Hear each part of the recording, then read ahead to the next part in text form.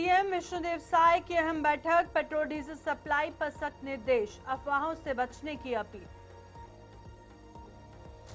OP Chaudhary ने केंद्र सरकार के फैसले को बताया ऐतिहासिक, पेट्रोल डीजल पर बड़ी राहत का ऐलान, 140 करोड़ लोगों को होगा फायदा, केंद्र सरकार को दी बधाई।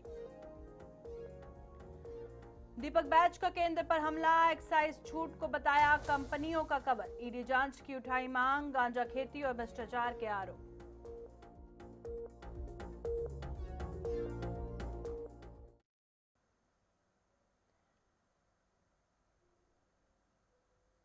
नमस्कार, छत्तीसगढ़ का ये बुलेटिन देख रहे हैं आप और मैं हूं प्रियंका गुप्ता आपके साथ। तो चलिए शुरुआत करते हैं खबरों की। राज्य में पेट्रोल, डीजल और गैस की उपलब्धता को लेकर मुख्यमंत्री विष्णुदेव साय ने अहम बैठक की है।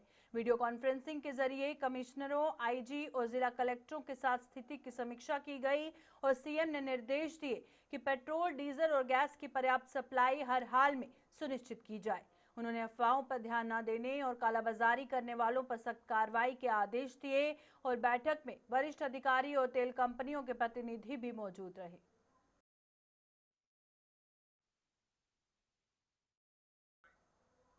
मुख्यमंत्री विष्णुदेव साय ने पश्चिम एशिया में जारी युद्ध को लेकर चिंता जताई है। उन्होंने कहा कि इस युद्ध का असर पूरी दुनिया पर पड़ रहा है, लेकिन भारत के लिए ये सौभाग्य की बात है कि प्रधानमंत्री नरेंद्र मोदी जैसे मजबूत नेतृत्व देश को दिशा दे रहे हैं। सीएम साय ने कहा कि कोविड जैसी बड़ी विपदा को भी अवसर में बदलकर देश ने मजबूती दिखाई।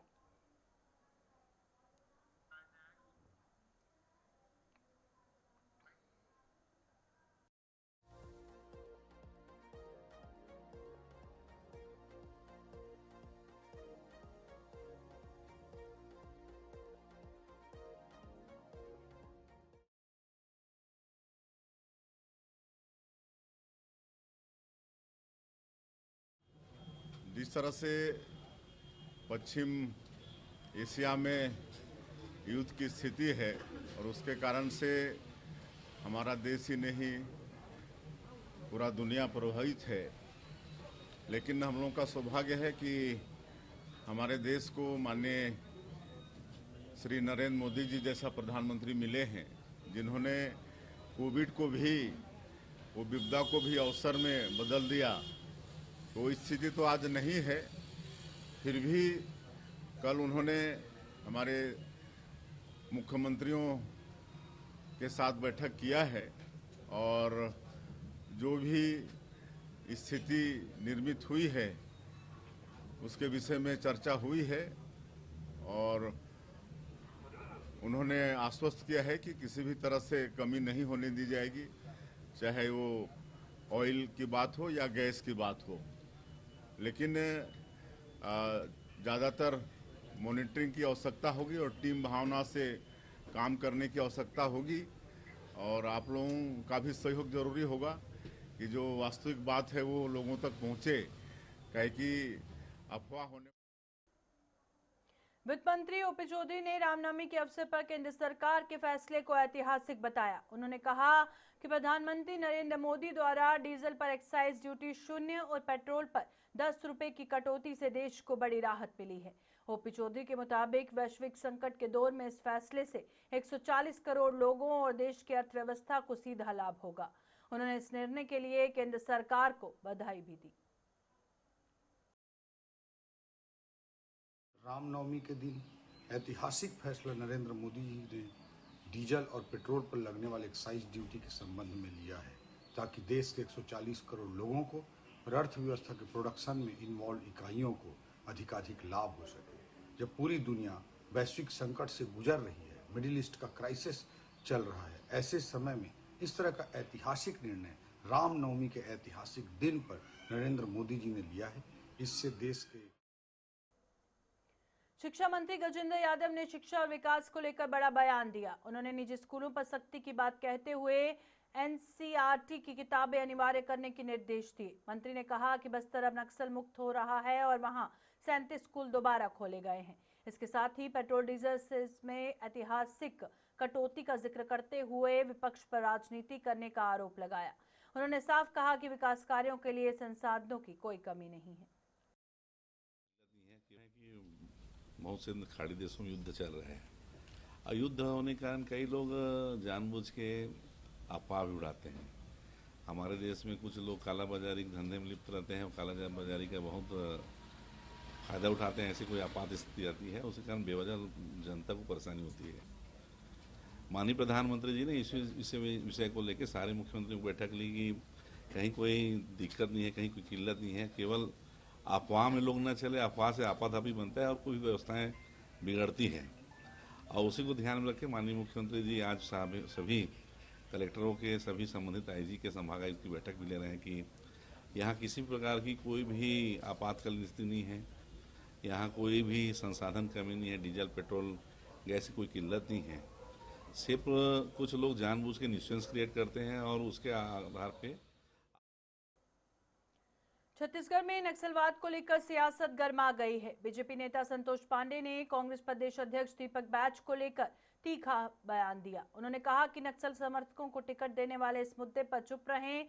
संतोष पांडे ने बीजेपी सरकार की उपलब्धियां गिनाते हुए नक्सलवाद के सफाये का भरोसा जताया। इस बयान के बाद राजनीतिक माहौल और तेज हो गया है। दीपक बैज जी, आप प्रश्न करते हैं कि क्या 31 मार्च के बाद अब बंद हो जाएगी, जिम्मेदार कौन होगा, आगे घटनाएं होगी तो क्या होगा। ये आपको ये प्रश्न करने का अधिकार नहीं है। मुझे वो शेर याद आता है, गिरते हैं छह सवार ही मैदाने जंग में, वो तिफल क्या गिरेंगे जो घुटनों के बल चले। आपने तो कभी कुछ किया।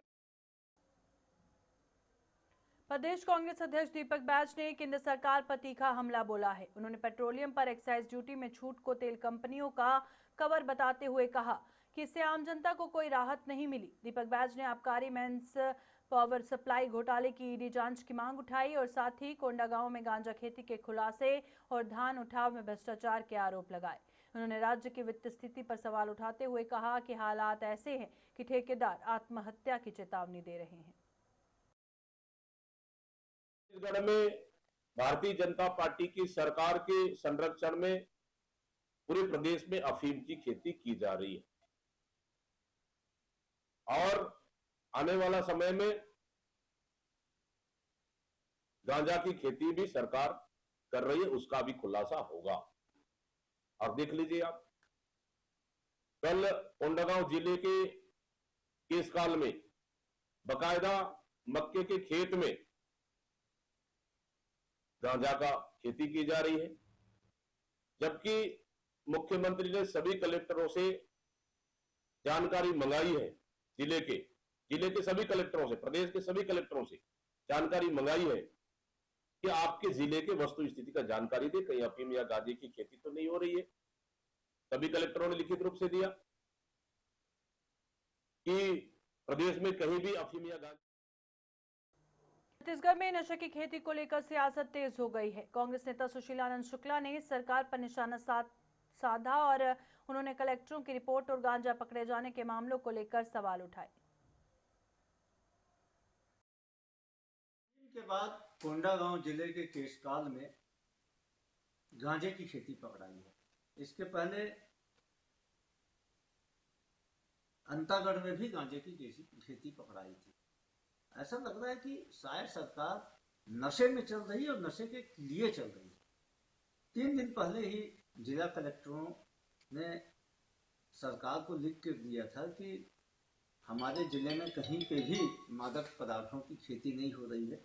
हमने सर्चिंग अभियान चलाया है। 3 जिलों के छोड़ के सभी कलेक्टरों ने ऐसा लिख कर दिया था। उसके बाद गांजे की खेती पकड़ाना मतलब यह साफ है कि कलेक्टरों ने कागजी रिपोर्ट सरकार के पास जमा की थी या सरकार ने कलेक्टरों के माध्यम से कलेक्टरों के नाम पे गलत खबर जनता के बीच में पहुंचाया था। इस बात का खुलासा सरकार को करना चाहिए और जो भी मादक पदार्थों की खेती में सम्मिलित है। रामनवमी के शुभ अवसर पर उप मुख्यमंत्री विजय शर्मा ने कबीरधाम जिले के ग्राम जैतपुरी में बड़ी सौगात दी है। उन्होंने करीब 2 करोड़ 98 लाख रुपए की लागत से बनने वाले 3311 केवी 5 MVA क्षमता के नए विद्युत उपकेंद्र का भूमि पूजन कर निर्माण कार्य का शुभारंभ किया। इस उपकेंद्र से जैतपुरी समेत आसपास के 12 गांव के 1750 से अधिक उपभोक्ताओं को लाभ मिलेगा। साथ ही क्षेत्र में नियमित और निर्बाध बिजली आपूर्ति सुनिश्चित होगी। इससे कृषि, सिंचाई और ग्रामीण विकास को भी बड़ी मजबूती मिलने की उम्मीद है।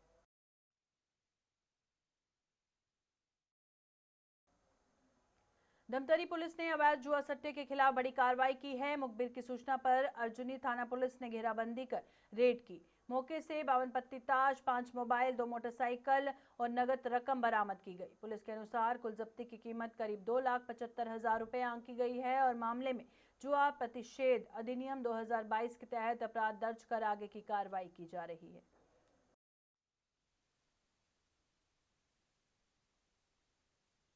ये थाना अर्जुनी पुलिस को मुखबिर से सूचना मिली कि पोटियाडीह पानी टंकी के पास कुछ व्यक्ति जो है जुआ खेल रहे हैं।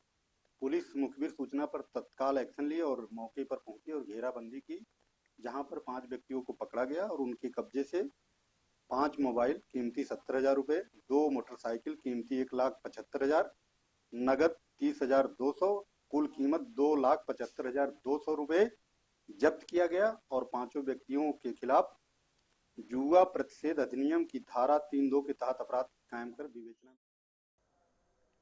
खेलो इंडिया ट्राइबल गेम्स 2026 में भारोत्तोलन मुकाबलों ने दर्शकों का जोश बढ़ा दिया। पूर्वोत्तर के खिलाड़ी लालू ताकू ने शानदार प्रदर्शन करते हुए अपनी ताकत का लोहा मनवाया।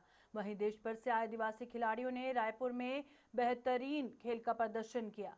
यह आयोजन जनजातीय प्रतिभाओं को राष्ट्रीय मंच देने के साथ खेलों के भविष्य को मजबूत बनाने की दिशा में अहम कदम माना जा रहा है।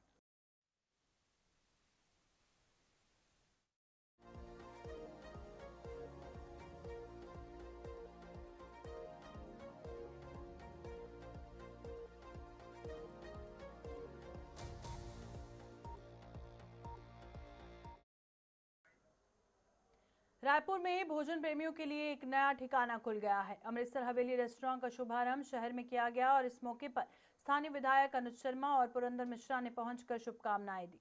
रेस्टोरेंट में प्रामाणिक पंजाबी व्यंजनों का स्वाद अब रायपुर वासियों को मिलेगा, जिससे शहर के फूड लवर्स में खासा उत्साह देखने को मिल रहा है।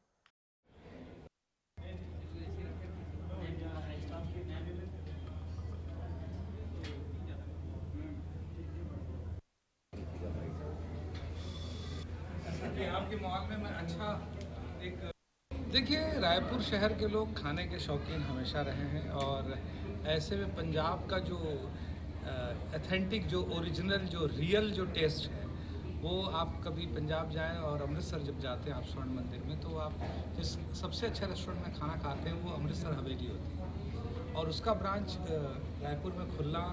सारे शेफ़ वहाँ से आए हैं, तो जो पंजाब का असली स्वाद है, और हमने तो लिया है तो समझ में आ रहा है, तो वो स्वाद रायपुर वालों के लिए लेकर आए हैं अमृतसर हवेली। मैं बहुत सारी बधाई देता हूँ रायपुर के जितने फूडीज़ हैं, जितने लोग फूड के शौकीन हैं, जितने लोग पंजाबी खाने के शौकीन हैं, उनके लिए तो बिल्कुल एक नया उपहार है। बहुत बहुत शुभकामनाएं, बहुत सारी बधाई। था ना, वो पूरे परिवार का था। मैं चुप कर गया कि परिवार लेके नहीं आया। मैं प्लान किया हूँ, फिर आऊँगा और हवेली रेस्टोरेंट को बधाई देता हूँ कि छत्तीसगढ़ में नया पहल और नया टाइप का किया है और ये एक के बराबर।